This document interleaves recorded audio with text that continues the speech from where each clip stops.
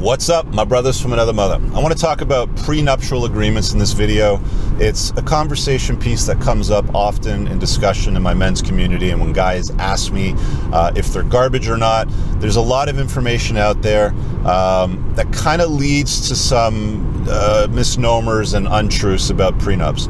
A lot of guys will say that they're not worth the paper that they're written on. They get thrown out of court routinely. They're used as toilet paper, fill in the blank, whatever it is. And I'm here to tell you that that's not entirely true. But before we get into why it's not entirely true, I'm going to say this. If you think that you can contract outside of family law, especially with things like child support or custody arrangements before you get married. I had a friend of mine that told me when I was a lot younger he's going to get a prenup that says that he gets a blowjob at least once a week. So these are the kinds of stupid things that guys will try to put into prenups that simply don't work. So understand that prenups are really designed to protect your assets and define that what you brought to the table remains yours. Should the arrangement, should the marriage or the living condition that the state views as a marriage not work out. So just understand that. They don't deal with child support issues. Understand that again. So the second part to this, of course, is they do have some value in merit, but there's a lot of BS out there that tends to come to men saying that it's not, or that they're absolutely garbage, and they're not garbage.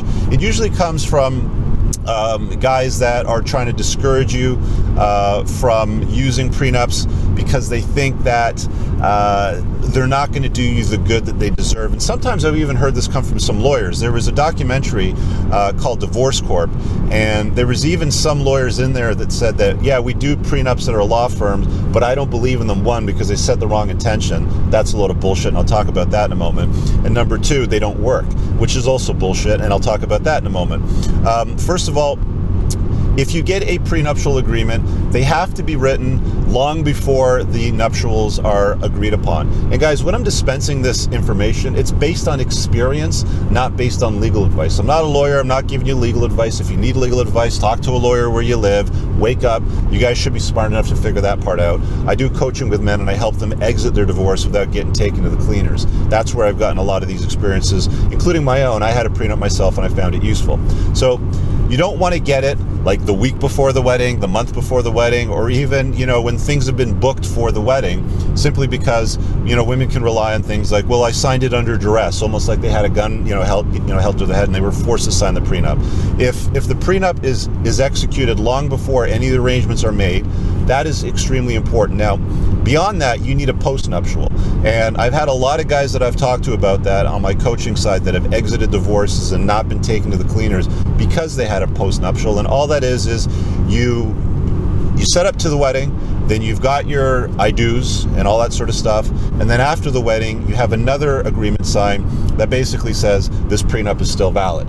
And all that really does is it just firms up the intent of the prenup. Prenups set the intent. They're not bulletproof. They're not watertight. And yes, they do get thrown out of court. And yes, they can be used as toilet paper if they're done wrong, and if you live in a state or a province that is hostile towards men. So understand that. You guys should be vetting those things on your own, not going, oh, Rich, what you're talking about, my prenup didn't work, boo-hoo. Well, I'm sure you did something wrong, or you live somewhere that's extremely hostile towards men. So understand those two components first. One, do it right. Make sure you do it in a place that's not hostile towards men, okay? So with that being said, I think that covers the notion that prenups are absolutely garbage. They are not, and they should always be used in a scenario where you come to the table with significantly more than she does. Because of hypergamy, and I've talked about this before on my channel, guys can often, train up in life to their 30s and 40s, being highly successful, building a business, building wealth for themselves, and they end up meeting somebody that isn't where they're at. That's what hypergamy is. It's the entrepreneur that meets the hairdresser, and she of course meets up to his life. The problem with that though is if you get divorced and there's a hard stop, you can be responsible to carry her on at that level, sometimes for infinity, depending on where you live.